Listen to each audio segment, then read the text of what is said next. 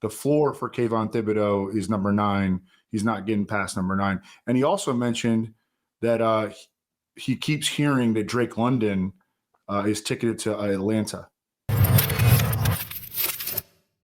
Hello and welcome to episode 366 of the official EstablishTheRun.com podcast. My name is Roger Goodell. Yes, the most hated man in all of football. As always, I am joined by Evan Silva, and the glory that is the NFL draft tips off Thursday night.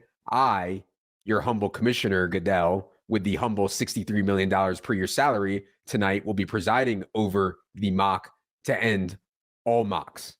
For this, I am joined by, historically speaking, 3 of the best mock drafters in the world. Their history here speaks for itself. Silva, of course, you all know, you all love. Scott Smith of Action Network, been dominating the mock draft scene for years. And then Ben Standig of The Athletic. I've actually been personally following his work for a long time as a recovering Washington sports fan myself. Ben is a 2-time NFL mock draft champion. Silva, good evening. Happy mock. Absolutely. I think we need to get this show on the road. I mean, these guys are absolute studs. Ben brings to the table a ton of actual intel, actionable intel as well. Scott Smith has the ability to sift through the BS like no one else. And that explains why these guys have such great documented histories of mock draft accuracy. Scott, good evening. How's it going? Good, man. I appreciate the invite. And look, man, I've been a big fan of Ben's work for a long time. As a Commanders fan now, it's good to get to share the stage with him tonight. Yes, I grew up a Redskins fan. I gave it up, but they've since become the football team. Now the Commanders. Ben, how's it going? What's happening? Well, as you all established, I cover the Commanders, so that's how it's going in my life. Even today there was a new development in the congressional hearings, or the congressional world. But fortunately, we're not focusing on that. We're focusing on not real life, but the mock life. So I'm curious, Ben, how you got into this whole mock drafting. Like, why do you think you've been so successful? On a lot of the team beat writers don't even know who their own team is taking, let alone who everybody else is taking. Honestly, when I was a kid, I just enjoyed doing mock drafts. And the first time I won the contest, I didn't even know how to spell source, let alone have one. And I think my intuition just worked. And honestly, the more people I talk to, the worse I think I do, because there's too many voices and variables. But yeah, you just kind of just try to get a feel for what's out there and what the team needs are, and don't get overly worked up by what I think about a player. It's about what they think of the player and what their needs are that matters the most. I think one thing that I try to figure out is who told X reporter this information. What's their source, right? Because if the source is the agent, it's probably BS. How do you know when to report something that someone tells you if you think it might be BS, or you have no idea? 100%. Obviously, last year, with regards to say the Mac Jones going 3 to the Niners thing, a lot of that was started in part because Chris Sims comes out there. Everybody says he's a big BFF of Kyle Shanahan's, and he starts saying Mac Jones. Everyone's like, all right, well, I guess he's going to have to know. Obviously, we know what happened, but that's a type of where this information just sort of ran wild with everybody for a while until you had to make a call in the end. And you're right, it is interesting that I play this game all the time, even just on my own beat. Somebody puts up a source, I try to guess where did it come from, because I think it's important. And in this case, for sure, because sometimes it's just obvious nonsense, but other times you're like, all right. And I just know from my own experience, sometimes the teams are the one line, sometimes the agents are telling the truth, and vice versa. It just depends. Obviously, you just have to sift through it as best you can. Sure. If I was a team, if I was a GM or a coach, I would lie all the time to make sure that I got my guy. But that's a story for another day. Tonight's draft will be simple. Each guy will make a pick. We'll talk about it. We'll move on. Should be lots of fun. Before we get into it, draft props are up on all kinds of sites, and there's so much value. Unquestionably the softest betting market of the entire year. If you sign up for BetMGM with our link, you'll get $1K in free bets, $85 coupon to use on any ETR product, and you can bet their draft props. All right, let's get into it here. I want to be very clear that there's no rules on this draft. There's no trades. The only rules are there's no trades, and these guys will be picking what they think the teams will do. Not what they should do, but they will do. Big difference there, okay? We're trying to put they're trying to put their heads in the minds of these donkey GMs and coaches. Certainly a difficult exercise. Order is going to be Silva, then Scott, then Ben, Silva, then Scott, then Ben, Silva, then Scott, then Ben, et cetera, till we are done. That brings us to the number 1 overall pick. Honestly, I can't remember a time, Evan, where there was so much like 2, 3, 4 different guys where it's possible they could go number 1, but I'll put you on the clock here, Evan. Jacksonville and Evan Silva's on the clock. Yeah, I think the way that the winds have been blowing here, Trayvon Walker is going to be the guy. I think that Trent Baalke, the GM for the Jaguars, is the guy who's got his fingers on the button. He's got the final say when it comes to the football decisions. Trayvon Walker checks a lot of boxes in regards to like the sort of player that Trent Baalke has drafted in the past. If you go back to his history in San Francisco, and they need a guy opposite Josh Allen, and they want to be able to rush the passer, and Trayvon Walker gives them a lot of upside. I know a lot has been made of his lack of sack production at Georgia, but they played a very read and react defense there, and he was not necessarily getting upfield all the time. He played all over the defense. I think that they have, at least Trent Baalke has sold himself on Trayvon Walker at number 1. Yeah, and line has moved. I mean, Trayvon Walker's the favorite now to go number 1. Peter King had some reporting about Trayvon Walker going number 1, certainly in play. And for so long, it was Ike hype. It was Aiden Hutchinson seemed like a lock. Now it seems like Trayvon Walker. We'll see if that changes before Thursday. Anyways, Evan is on the board. Jacksonville Jaguars on the board with Trayvon Walker. That brings us to the Detroit Lions at number 2. I mean, I could see them going any number of different positions here. Scott, what do you have for the Lions at number 2? Yeah, luckily on Friday I was able to get a little bit of that last Trayvon Walker number 1 at plus 190, but that line's long gone, and I think you're looking at Aiden Hutchinson here. The real argument would be for me is Kyle Thibodeau. But I think whenever you just factor in the things that Aiden Hutchinson brings and how Kyle Thibodeau's kind of that new age athlete in the mold of Juju Smith-Schuster, interested in some of the off-the-field stuff, not just, all about football in a sense.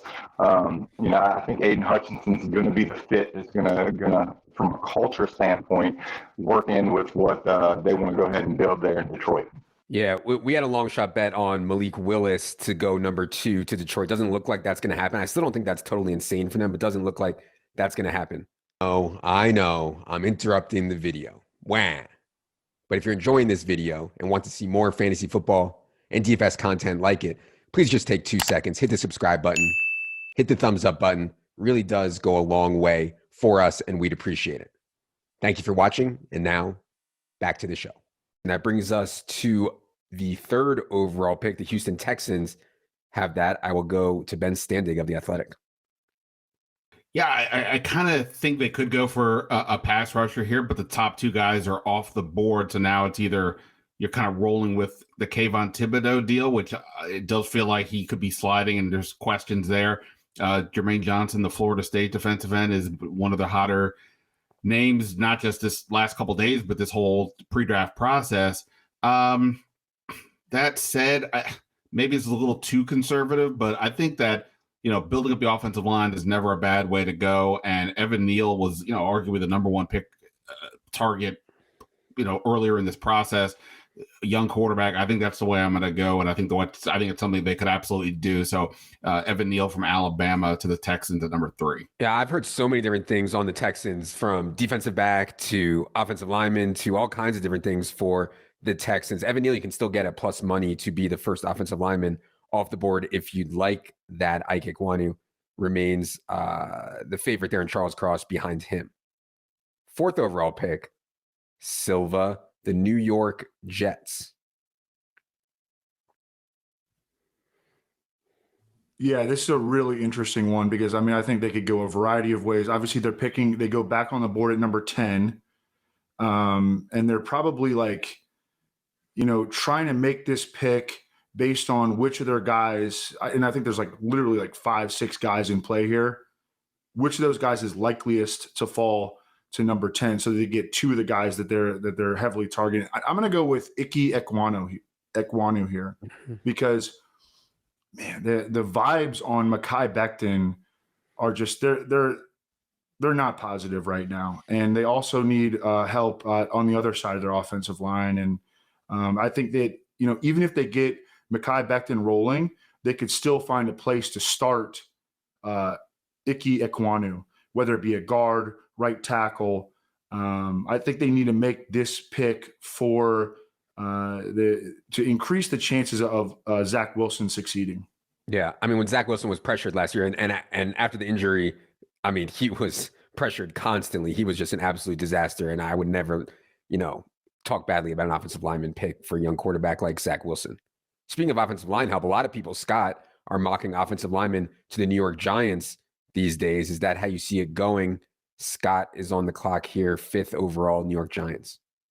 Yeah, I think when you look at this situation of how our mock draft is unfolding here, and if this is the way it unfolds here in Thursday for the NFL draft, I think the Giants absolutely have to take Charles Cross here, especially looking at the situation that Carolina's in behind them, and also with them having that 7th pick.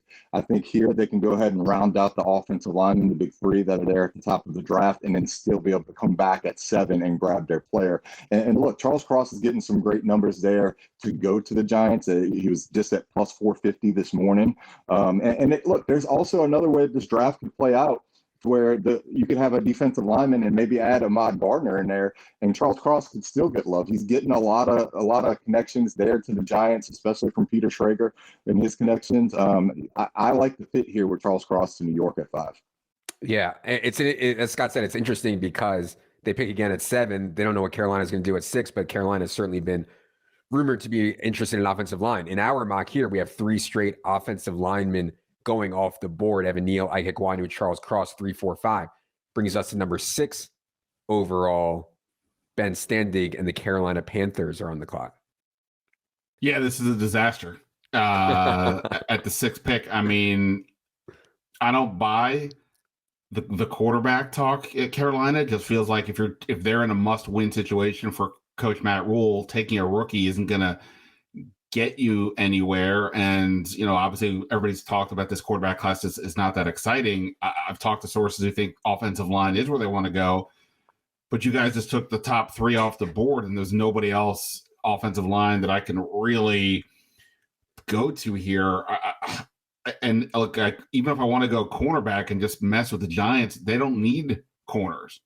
So I guess I'm going to have to go with,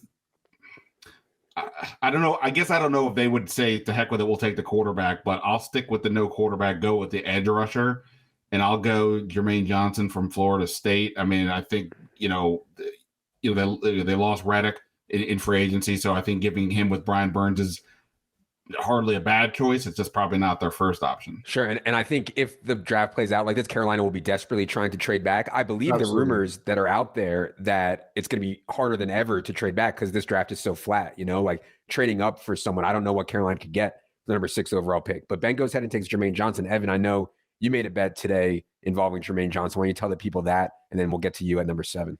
We took him to go in the top 5, and Dave Burkett, who has covered the Lions for a really long time, tweeted today that he wouldn't be surprised if Jermaine Johnson went number 2 overall.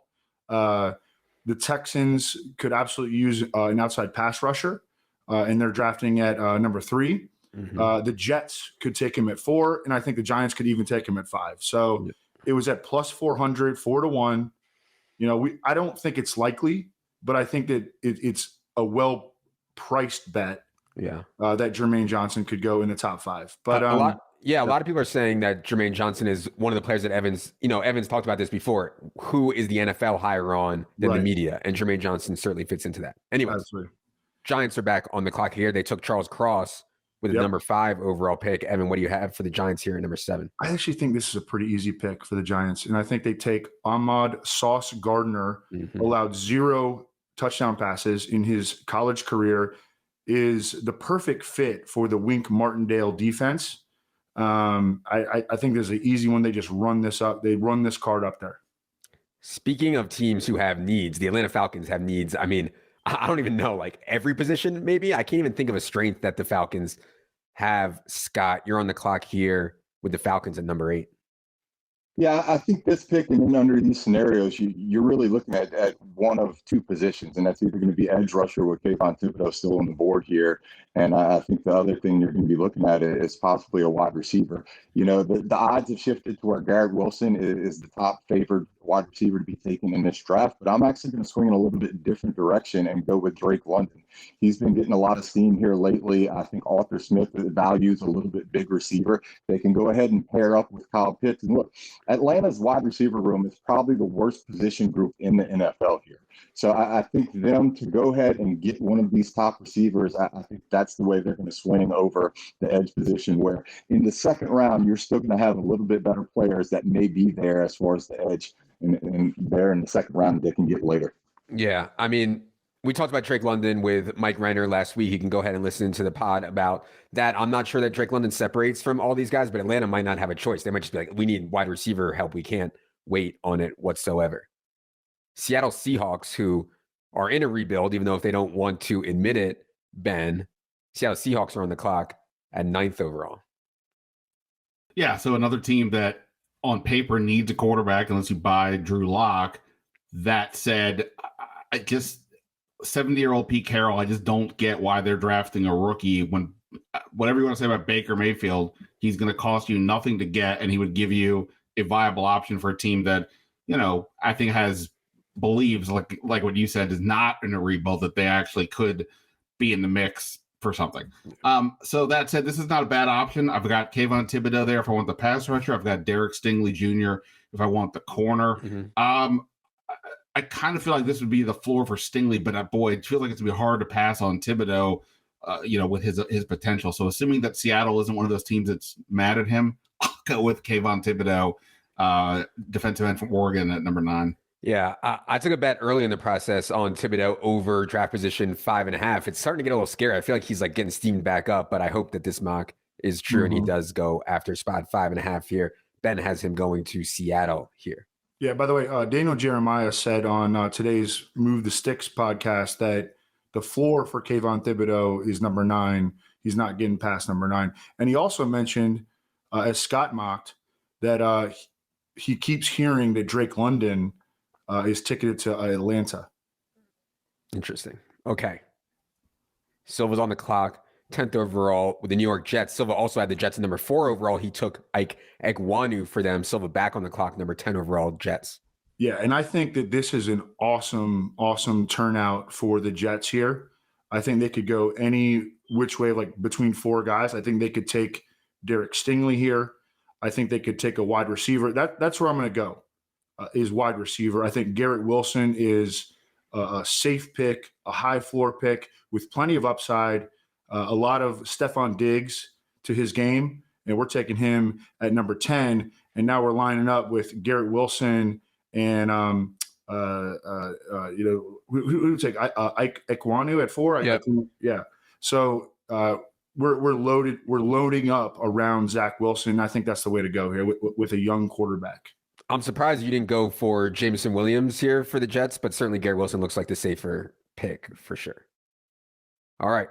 Washington football team, aka Washington Commanders.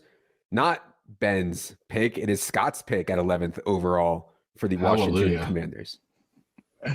Yeah, I think the way this draft is unfolding, and certainly the way I think it may unfold, I think you're looking at 2 trains of thought, especially with Carson Wentz being acquired in the offseason. I think it's imperative for them to get some help for Carson Wentz. So you kind of look at the wide receiver, but the other position I think you have to look at is with Landon Collins leaving Washington, and you look at that Buffalo nickel position, and Kyle Hamilton sitting on the board here. Kyle Hamilton's one of those players that's really fluctuated throughout this draft process. You've had some scouts that actually love him, that have had him as top 2 or 3 player, and then you've had some other scouts after the combine kind of be concerned with where his real position and what his skill sets in the line and the way the NFL is run with these passing attacks. But for here, I think this is just one of those things where it lines up with both Drake London and Garrett Wilson off the board. You would maybe have Olave, who's there's kind of been some smoke there with Washington, but under these circumstances, I think Kyle Hamilton's going to be the pick. Okay.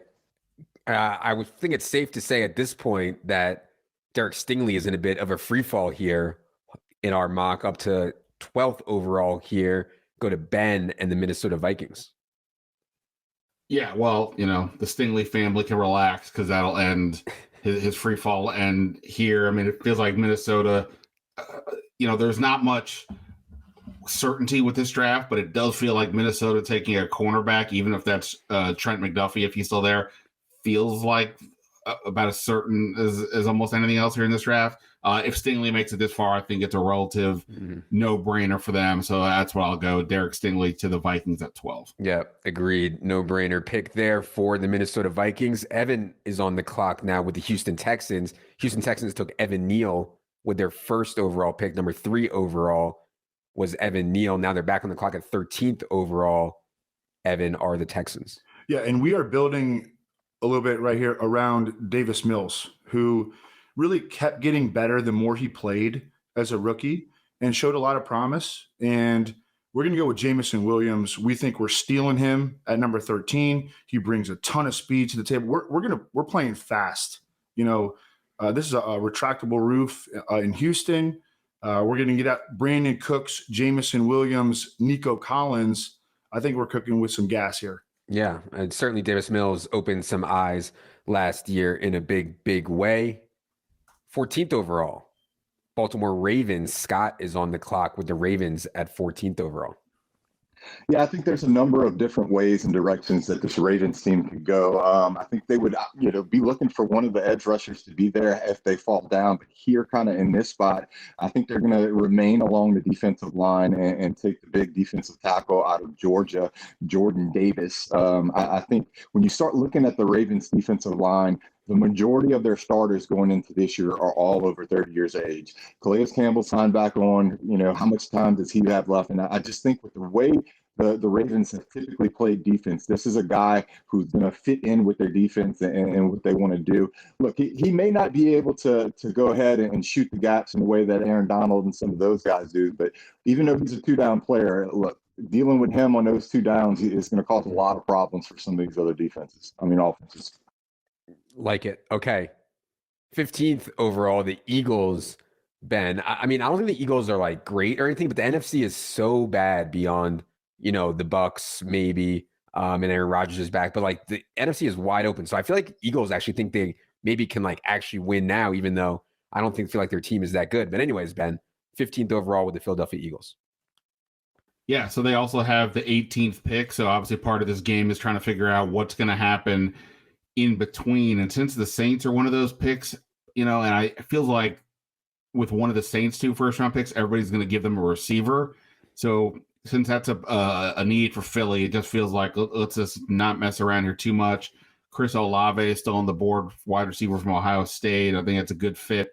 Pair him with Devontae Smith and give Jalen Hurts another weapon on the outside. So yeah, Chris Olave, wide receiver, going 15 to the Eagles. I believe that would be 3 straight years if the Eagles do this, that they would have taken a wide receiver in the first round, if I'm not mistaken.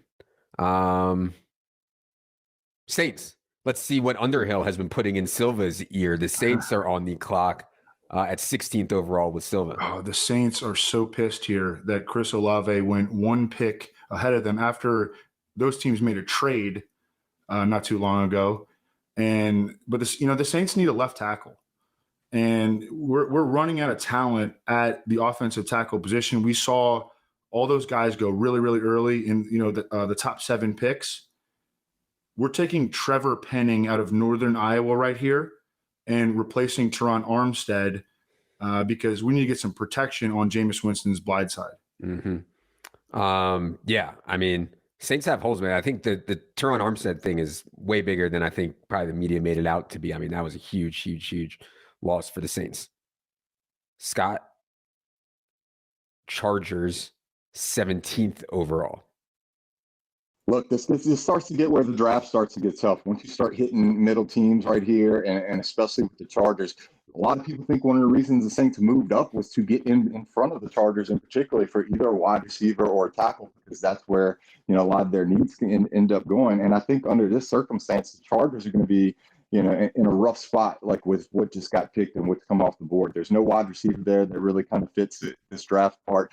You start looking at the offensive line and whatnot, and that didn't pan out as far as the tackle. But I'm going to go ahead and pivot a little bit, and I'm going to go ahead and mock them Zion Johnson out of Boston College. I think he's a guy that it can go ahead and help build that offensive line. He's played multiple positions there, offers some versatility for that offensive line and what they've been doing, and I think they can continue to build around Herbert.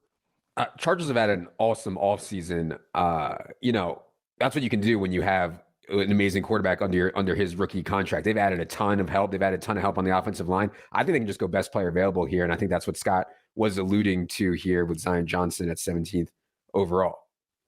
Ben took Chris Olave for the Eagles, and I was just looking through Eagles draft history. In 2019, they used the second-round pick on J.J. Arcega-Whiteside. Last year, in 2020, Jalen Reagor, first-round pick, and then last year, Devontae Smith, first-round pick. I mean, they've put so much draft capital into wide receiver. Arcega-Whiteside and Jalen Reagor look like busts, and so then we have them going to Chris Olave at 15th overall. Now they're back on the clock. 18th overall, Ben, are the Philadelphia Eagles. They are, and we know the deal, right? They don't draft linebackers, off-ball linebackers in the first round. So even though all those guys are still here, and that's a need for them, I'll follow tradition and not go that route. Not only is cornerback a need, but Trent McDuffie is still on the board. I mean, I think there's a reasonable chance he goes in the top 12, in the real draft. So the fact that he's here, I think, makes this one a pretty easy call. So I'm going to go Trent McDuffie, cornerback for Washington. Mm-hmm. Dig it for the Eagles. Okay. Saints back on the clock again. Evan, they took Trevor Penning at 16 overall. Who will they take at 19 overall, Silva? We still need more help on offense in New Orleans. And so I think we're going to reach a little bit for a receiver here. Jahan Dotson out of Penn State. The receivers go fast here. And I think that's a realistic expectation for the real NFL draft, that the receivers go really fast. We get 7 or 8 of them in the first round. And because there is a significant fall off after like wide receiver 8 or 9. And the Saints need help. I mean, they had maybe the worst receiver core in the league last year. I mean, it was bottom 5. Mm-hmm. And we need help here. Yeah. Certainly shout out Penn State, Jahan Dotson, and Saints. I mean, Scott knows, but living in New Orleans, I mean, my God, their offense last year was like so hard to watch. I mean, I couldn't even like watch a Saints game. I was in too much pain. Steelers, Scott, are on the clock. Everybody says Steelers are going to take quarterback. Steelers are going to take quarterback. Steelers are going to take quarterback. Do you buy that here at 20th overall? Look, I absolutely buy it. I think it's time to go ahead and get this party started and break out some of the quarterback. Look, on Path to the Draft, Daniel Jeremiah, one of his big 3 predictions tonight, just earlier before the show, was that he expects Pittsburgh to be able to get the quarterback of their choice here at 20 and expects the quarterbacks to drop. I'm going to go ahead and connect them with Malik Willis, who they seem to have a love affair with. I think when you start looking at Mitch Trubisky, he's just a placekeeper. And I think that coaching staff believes that they can get the most out of Malik Willis. So I think he's going to be the first quarterback taken here, and I like the connection. Yeah, and certainly from a fantasy perspective, as we talked about with Thor last week, I mean, Malik Willis for fantasy, my God. Anyways, that's a story for another day. Patriots are on the clock. Ben is serving the role of Bill Belichick here tonight. Not Bill Belichick's dog, I don't think. Ben, 21st overall Patriots. I would have dressed in my cut-off sleeve hoodie if I had known that was going on.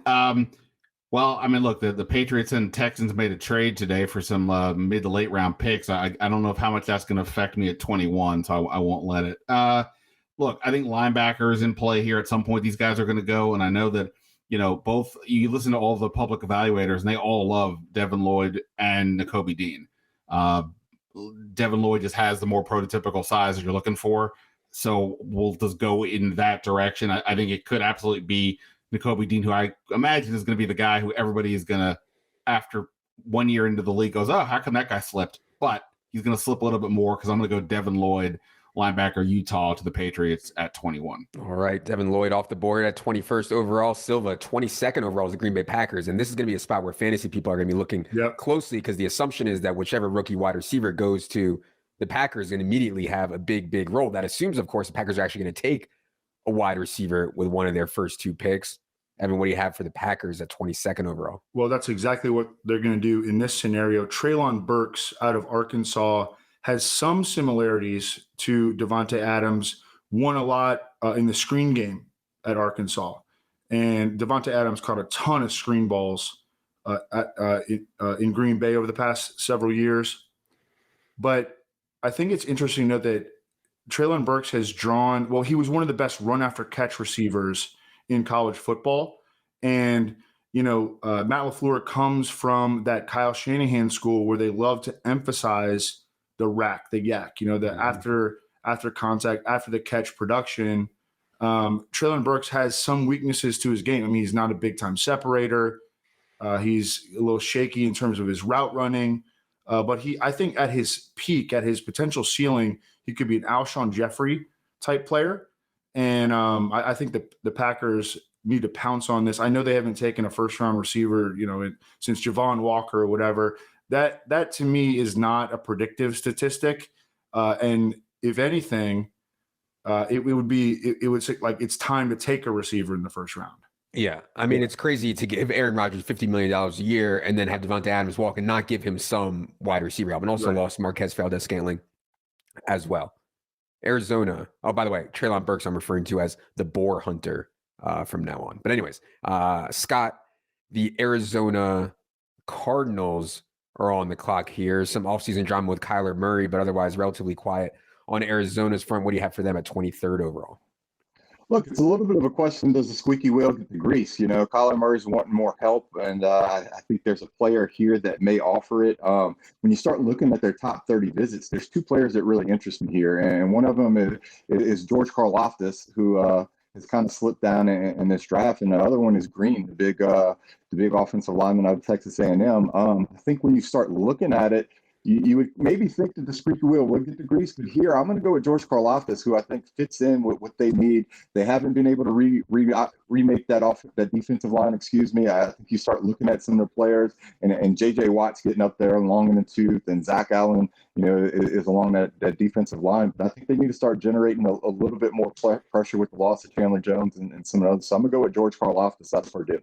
All right, George Karlaftis off the board brings us to the Dallas Cowboys. Dallas Cowboys lost Amari Cooper, lost Cedric Wilson to get Michael Gallup back, added James Washington. But anyways, that's all wide receiver talk. I'm not sure that's in play here. Maybe Ben thinks it is. 24th overall, Ben and the Dallas Cowboys.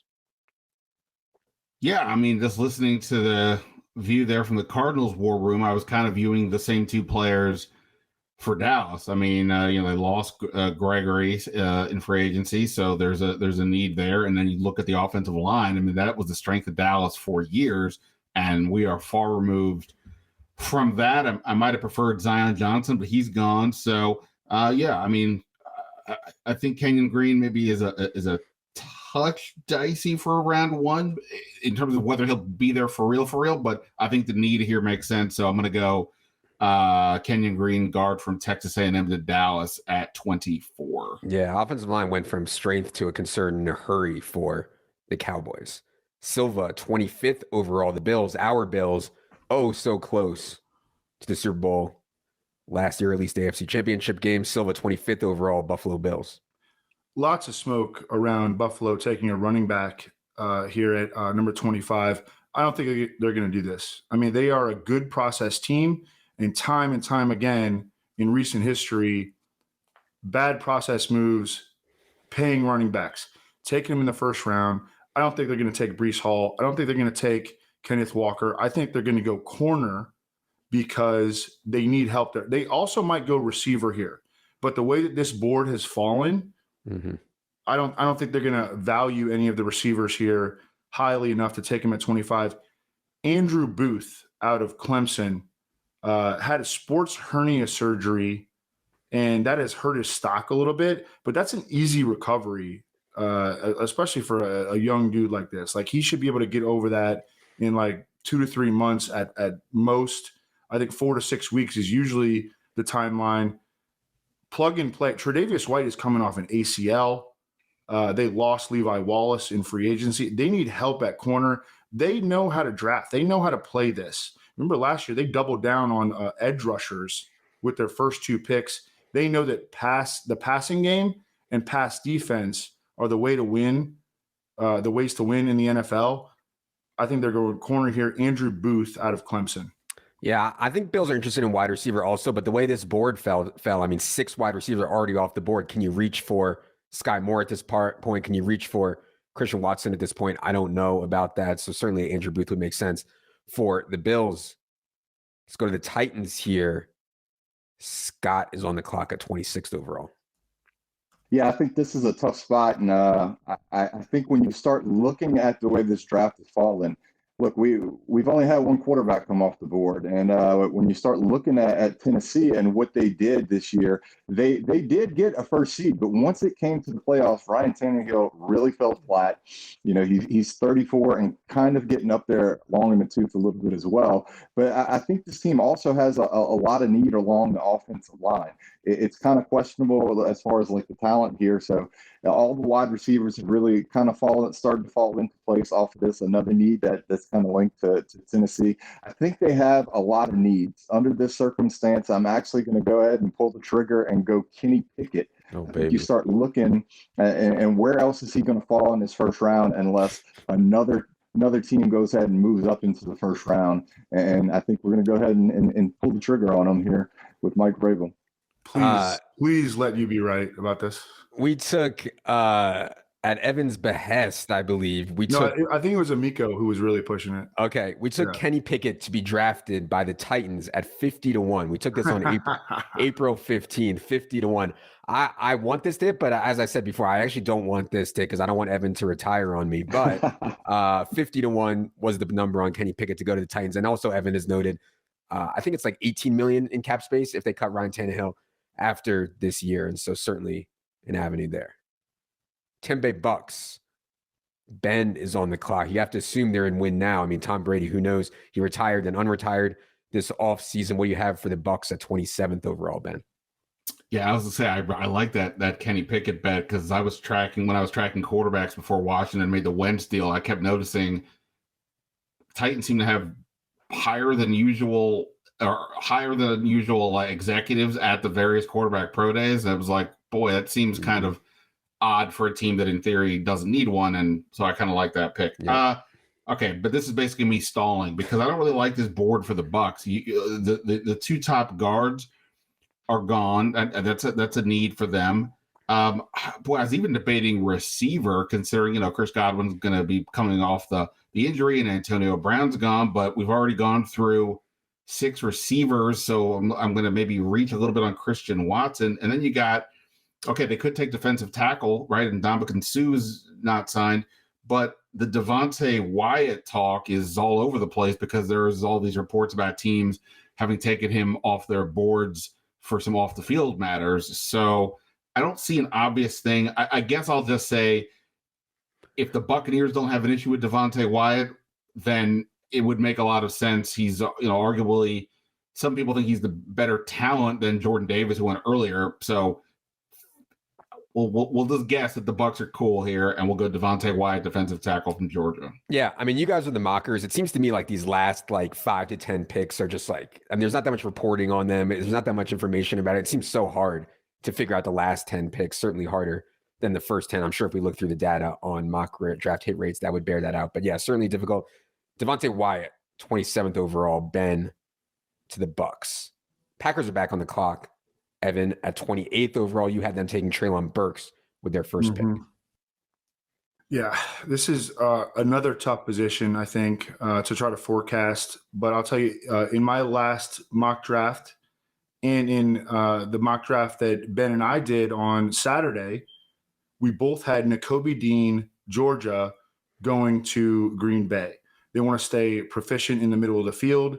Nakobe Dean is just a really good football player. I think if he's there at 28, and realistically, I think he will be there. I think the Packers, he should at least be like one of their top considerations. And I'm going to pull the trigger here. All right. Nakobe Dean to the Packers at 28th overall. The Chiefs, Patrick Mahomes Chiefs, are on the clock for 2 picks in a row now, 29th and 30th overall. Scott, go ahead with the 29th overall pick for the Chiefs. Look, we're not allowed to do trades, but I think you can definitely see a situation with Kansas City and the GM there, Veach. He likes to move up and move all over draft spots. I can definitely see them maybe moving up and getting a wide receiver of their preference here in this first round. But since we're not doing trades and we're sticking with this pick, you said a little while ago, it's hard to link some of these players late in the first round to specific teams. But one player that has been linked there to the Chiefs is Boye Mafe, the edge rusher. And I think he's had a really good combine, a really good draft season leading up to it. He fits a need that they have there in Kansas City to go ahead and get another edge rusher there. So he's a player that probably in my final mock draft is going to be linked to the Chiefs at one of these 2 picks. Okay, 29th overall, Boye Mafe to the Chiefs. Chiefs are back on the clock, Ben, at 30th overall. So one of the things I've been kind of eyeing here, and I did this with the mock draft I did with Evan, is since the Chiefs have not just 2 first-round picks, but a ton of other picks, if they, I agree, they probably make some kind of trades to consolidate some of that. But in this world, using a first-round pick on the injured player David Ojabo from Michigan would make a lot of sense, because this was a guy that was projected sort of top 10, top 12 pick, and you're getting him here for a pretty good value. And fine, he doesn't play this year. You've got a bunch of other guys. But we just went defensive end the pick before, so I'm sort of torn what to think here. I would have said a receiver, but again, they're all kind of off the board. I guess, you know what, we'll just do this. I mean, we'll go down the receiver route. Christian Watson is definitely a guy that's a really intriguing prospect. We'll see if he's more pre-draft workout guy versus an NFL starter, but good spot to be in opposite of your receiver, and they could put him to good use. So we'll go Christian Watson, wide receiver, going to the Chiefs at number 30. Yeah, small school wide receiver, Christian Watson with a ton of speed. I think they could also consider Sky Moore there as well if they want to go wide receiver, if it would be one of those 2 guys, I think. Silva, the Bengals, the AFC champion Bengals, are on the clock at 31st overall. Well, if you want to have, at least somewhat of a grasp on what the Bengals are going to do, you need to follow Joe Goodberry on Twitter. I'm sure all of us do. He has actual plugs in the organization. He's been talking about Logan Hall out of Houston as being the Bengals' target at number 31. Logan Hall reminds me a little bit of Carlos Dunlap, at least in terms of his size. He kind of fits that Bengals profile. He can play inside and outside, and they really do need some help up front opposite Trey Hendrickson. They've lost some guys on their D-line. So Logan Hall out of Houston to the Bengals at 31. All right, Logan Hall. By the way, I just want to give a quick shout out to T. Higgins. What a hero. I mean, this shoulder that he hurt in week 3, or I believe it might have been week 2, ended up needing surgery. But I mean, he was such a star over the final 10 games of the season. And so shout out to T. Higgins for gutting it out. Last pick in the mock, the Detroit Lions, for their second pick of this first round. With their first pick, Scott had them taking Aiden Hutchinson. Now they're on the clock with number 32 overall. Go ahead and wrap it up for us, Scott, here with the Lions pick. Look, I think this player I don't know if he's necessarily matched, and I think he may actually get picked earlier than this pick. But I think Michigan fans will go ahead and rejoice with Detroit getting 2 players out of Michigan. I'm just going to go with the best player and best value I have on the board, which was to be Daxton Hill out of Michigan, the safety. Detroit does have some interest in safety with another pick right there at 34. You can maybe see them picking this safety pick there at 34. Lewis Seen's another guy, but under this circumstance, I think Daxton Hill's the most talented player left on the board and fits a bit of a need there for Detroit. So that's who I'm going to go with. All right, Daxton Hall, 32nd overall to the Lions, wraps up our round 1 mock here. Appreciate all you guys listening out there. Hopefully this was helpful and interesting ahead of the NFL draft. We'll certainly be back to examine all the fallout. Scott, tell the people where they can find you on the Twitter machine or anywhere else, and where they can find your mocks and your work. Look, you can go ahead and hit me up on Twitter if you have any draft questions between now and then, or want to get some information on some draft props. All of my work is going to be over at the Action Network, where my final mock draft will be. I've got some other spots lined up with Vegas Insiders, BetQL, and another podcast coming up on the Action Network. So just be on the lookout, man. I appreciate it. All right, Ben. Obviously, everybody reads you in The Athletic. By the way, I mean, I am not affiliated with The Athletic at all, but I'm rooting for The Athletic. I subscribe to The Athletic. I think that they do really, really good work. So everybody should know Ben from The Athletic. But Ben, if they don't, tell them where they can find you on social and where they can find all your work. Yeah, I mean, until Elon Musk changes things around, I'm at Ben Standig on Twitter. You can. I also do a podcast called Standig Room Only. You can listen. The last episode had Evan Silva. There was very similar conversations to this one, for sure. And yeah, on The Athletic, a lot of Commanders primarily. But yeah, obviously NFL draft season, all kinds of randomness. I've got like a notebook going up tomorrow with some Commanders news and thoughts in there, so you can check that out. All right, perfect. Evan, when can the people expect your final mock ahead of Thursday's draft? Wednesday night. Wednesday night on Established Run. Look for Silva's final mock. Will be free up there as well. Appreciate Ben. Appreciate Scott taking the time to do this tonight. I had fun acting as your honorable commissioner, Roger Goodell. For Scott, for Ben, for Evan, for producer Luke. I am Adam. Good luck, everybody.